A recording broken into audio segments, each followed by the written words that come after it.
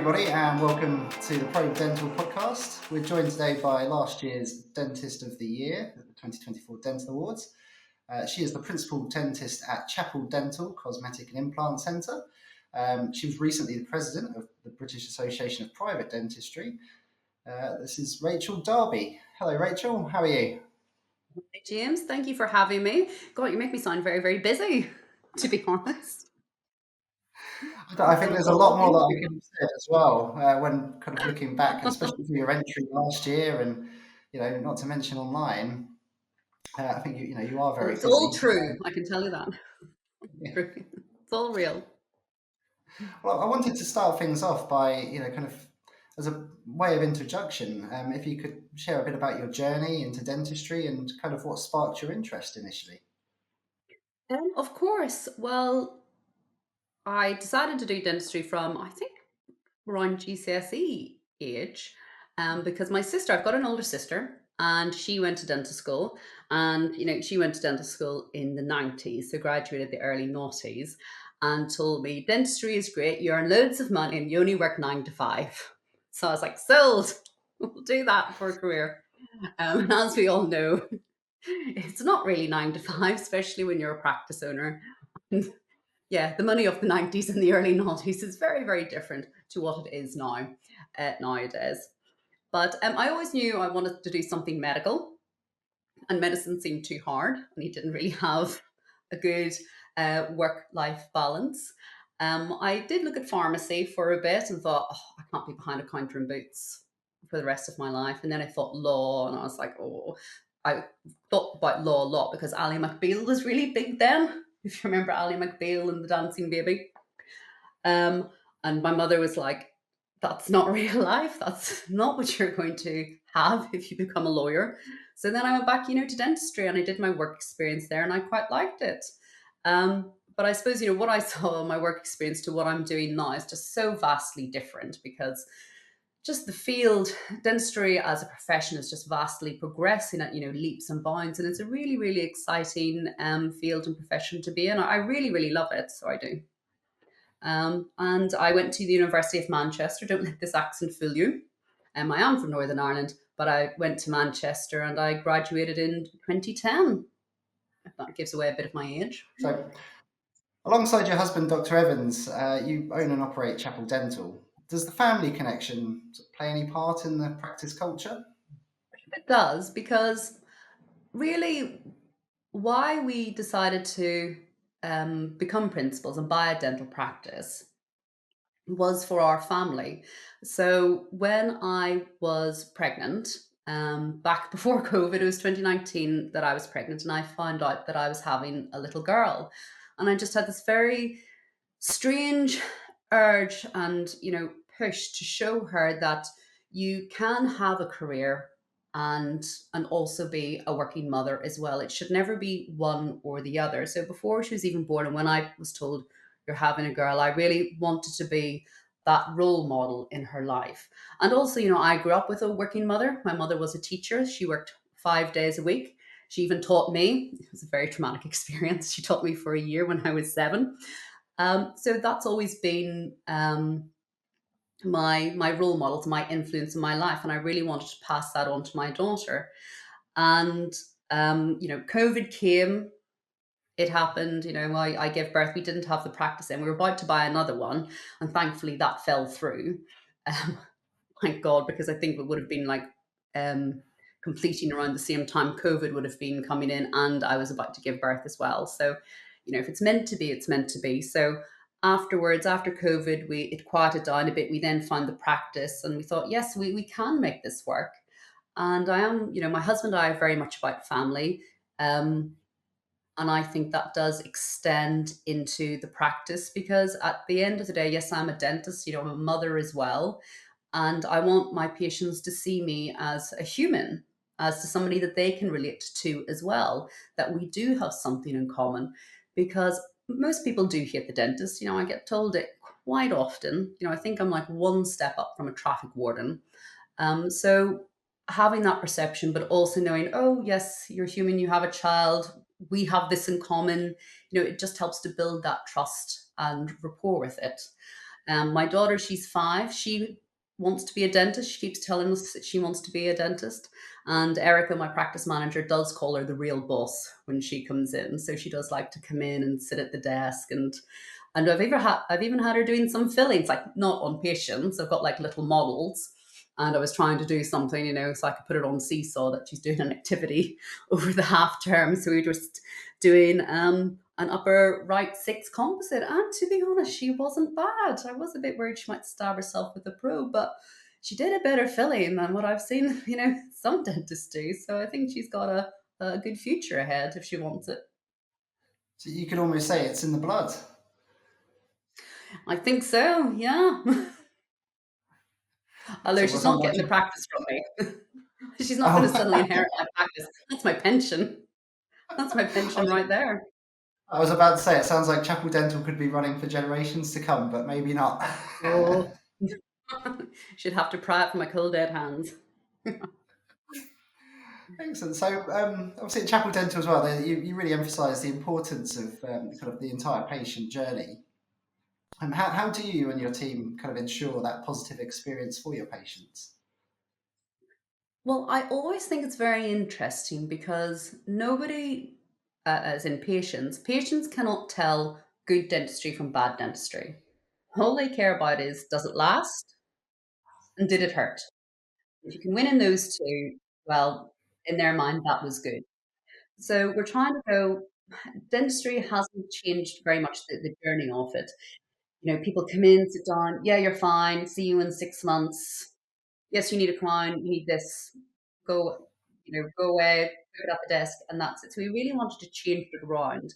And people will always, they just get a feeling about a place, don't they? It's like you can go into a restaurant and like, is the toilet clean? If the toilet's clean, the kitchen must be clean. But if the toilet's not clean, the kitchen must be terrible, and I'm not going to eat here, despite how much money they've spent on the decor or anything like that. So we really want to take that type of attitude, have something that patients can relate to and to understand, so that would transfer into the rest of the work. Also, people really hate being in the dental chair. They don't like it. It's very vulnerable. So sitting them in the dental chair and telling them you need X, Y, and Z, it can be in my experience, quite a few, especially the nervous patients, can be quite pent up with that, and they just cannot listen. Not that they won't, they just can't. They hate being in that environment. So it's taking them out of that environment, sitting them down, with the photographs on the screen, but letting them have a cup of tea, sitting them in like a lounge area, something that they know and they're comfortable with, something they recognize, and then talking about it to them. They can be a lot more perceptive with that. So we do have a journey. We like to show them that these are befores and afterwards. We can do the work. We try to establish trust as well. We never want to push. If they want to come back in for another appointment and to discuss it further, bring a friend with them. We would rather we do a lot of them so we can deal what treatment we're going through so everybody understands rather than rush ahead. But most recently, we have been thinking of ways that everything's been geared to that new patient approach, but how can we impress our current patients, because they're the ones that are keep coming back every 6 months. So we're working on ways with that and introducing I was on a course with Chris Barrow and Sheila Scott, and we introduced it's from Sheila and her book, the 15-point health review. So we got one of the marketing team to make one up, looks like a traffic light system, completely copied from Sheila Scott. Like, I'm not going to take credit for it. We just made our own and put our own branding onto it and gave that to patients, because, it doesn't take long to do the routine checkups. But a lot of the time, it can be very, very silent. And if you can give them something going, well, we've checked these 15 points and, everything's clear here and a bit of orange here, let's move it into the green traffic light system. They understand, oh, that's what you've been doing all of this time that you've been looking in my mouth. So they're understanding, oh, yes, I am continually getting that full check every single time. Fantastic. So, I mean, it sounds like you're sort of almost looking for new solutions. Sort of you kind of prioritizing retention, I suppose, just as much as attracting new patients. I believe so. That's what keeps everything ticking over. Really, like it's always great to have new patients. That helps to bring in the work. But after that, we need to make sure that they're being taken care of. And some people, it could be it's a no, not right now. maybe in the future, and making sure that, even if it is no, not right now, that's fine. We'll still continue to take care of you. We'll continue making sure everything's healthy. And when the time's right, we can step in and do that type of work. And we make them a Excellent. coffee as well. Eric's very good at that. Yeah. So, also wanted to discuss, obviously, we mentioned at the top the fact that you recently served as the president of the BAPT, the British Association of Private Dentistry. How did you find that role? And did that kind of highlight any challenges that you could sort of take back to practice and kind of think about? Or, I mean, what would you say are the most pressing kind of needs facing the profession at the moment? Well, I'd probably say I can go power mad. No, when I'm in a role of leadership. No, it was a really, really interesting role. And I did really enjoy my tenure at it. And it is a fantastic organization because, again, it came in COVID time, and there was never a voice for private dentists. The BDA made it very clear we're here for the NHS dentists. The CDO, um, again, made it extremely clear that they're only there for the NHS dentists. And it was the private dentists that, you know, were the backbone during COVID time, because the NHS, they couldn't go back, wouldn't. We will decide that one. Whereas the private dentists went back, they equally gave up their equipment, to help the hospitals. They opened up, they started triaging, they started seeing patients, emergencies as well, and got the ball back rolling again. Um, I think at this moment in time, COVID's 5 years ago now. My goodness, like, where is that? COVID started school in September, but we're still seeing the after effects with access. I know that's more of an NHS issue with that, but I suppose what's more for the wider dentistry, I still think the GDC and our relationship with the GDC is still a work in progress, and we have been having meetings. I know Lord Harris has left now. We did have meetings with him and the new chief exec, Tom. Very, very lovely. Tom and Joanne, who have been having more and more chats. I really do like Tom. He's a good laugh, and he does take a good joke, especially about microphones. But he is, my opinion of him is, he does want to make a change, and he is getting out there, going to dental practices and seeing what is happening. So I think we might be beginning to turn a corner with the GDC. Let's watch that space. Um, Provisional registration and getting more dentists in has been something that the last government were talking about. It seems to have put a stop at the moment with the new government. Even though they promised they'd fix dentistry in the first 100 days, I'm not sure of what government they meant with the first 100 days are going to be. But I think that is still a very big aspect, and just reform of the contract as well. We're still waiting for something like that to happen. So there's quite a lot going on in the dental politics circles that, whether we like it or not, it will affect us all, and people should have their say in it, because if you're not going to have your say, it's just going to be forced on you. Absolutely. I mean, there's a lot of sort of call to action. I guess it's just a case of, with politics, everything seems to sort of trot along at a snail's pace. So to lighten things up a bit, how did it feel to be named Dentist of the Year last year? It was a wonderful surprise, I have to say. It really was. I think the happiest person was my mummy, which she always is. She's my number one fan for it all. No, but it was very surprising. I honestly, with the caliber of people that were in the short list, I really did not think it was going to be me. So it was a very, very pleasant surprise. And I Fantastic. told my daughter, I phoned my husband and I was like, I won. And I told my daughter, and do you know what? A 5-year-old will definitely bring you down to earth, because she gave no hoots about it. She was like, I don't care. Just play with me instead. So, yeah, that brought it crashing down. But I was really pleased. And I She'll can lord it appreciate over it. she might when she's older. And I can always lord it over my dentist husband as well. Of course, yeah. How did that? How did he respond, Dr. Evans? Is it something he's kind of gunning for now as well? Is there a bit of competition, or? No, he's very, very placid. He definitely, I think he needs to be being married to me. So he's very, very calm and very, very placid, and he was pleased for me. Fantastic. I'm sure your daughter will be coming for the crown one day, though, given that she's already, doing composite work and. That's it. Do you know what? Her new course will be out next year, probably, James. Her encompassing course will be out next year in a hotel So, near you. so while on the subject of your daughter, and kind of any other, aspiring young dentists out there, kind of as a dentist of the year, and kind of former president of the BABT, and just kind of, I guess, with all of the experience that you have, what advice would you give to the aspiring dentists out there?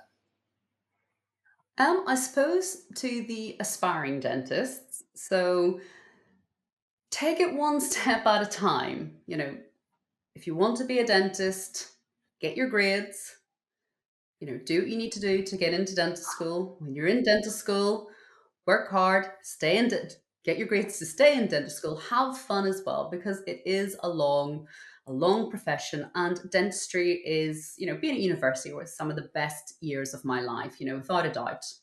I would say what you see on Instagram is not real and it's not real life. If you are a young student and you're thinking about dentistry, go and see various types of dentistry. You can go to a specialist on Harley Street or a cosmetic dentist, and equally go and see an NHS dentist, see the variety that's on offer. Because generally, when you're going to graduate, you are going to be doing NHS work for it. And that is not a bad thing, because you are going to see the numbers there. For the recently graduated, I would say learn to walk before you can run. Don't pin your entire hopes on getting a system to do stuff for you. I get quite a lot of CVs in, and people are showing me wonderful work of Invisalign, whitening, and their fillings and bonding. And in my opinion, well, the whitening's doing the work for you, the Invisalign's done the work for you, and the one thing you actually did is actually the worst of all three of them. So, learn your skills. Don't rely on the systems. It's not quick dentistry. You're in it for the long haul, and really become world class at the basics. And that is diagnosis, treatment planning, removing decay, doing fillings, doing perio, doing endo.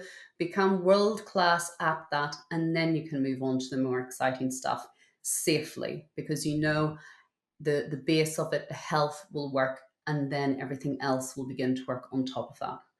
Become world class at the basics. Fantastic. Well, no, thank you so much, Rachel. That's incredible advice.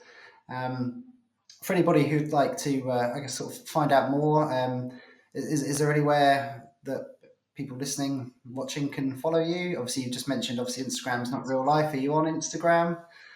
Yeah, I am. And it paints a really lovely picture of me. That my husband and my sisters and my mother will probably attest to, is not real. Makes me out to be a lovely and caring and wonderful person, and really humble as well. So yeah, they can find me on Instagram, and I will be at I don't know when this goes out, but I'll be at the dentistry show in May as well. So I'll be there on the Friday, and the BAPD are doing some drinks afterwards. So do come along and say hi. And I think I'm doing a lecture, but I haven't written it yet, much to probably the dentistry shows. People organising it dismay, because they keep asking for the CPD, what the CPD is for, and I'm like, I've got no idea. I don't even know what I'm writing about yet. I know it's endo, but other than that, I'm not too sure. Oh, well, good luck But yeah, with come along. that. Brilliant. Well, I'll hopefully see you there, Rachel. But thank you so much for joining us. It's really appreciated, and it's a pleasure. Oh, thank you for having me, James. It's been wonderful.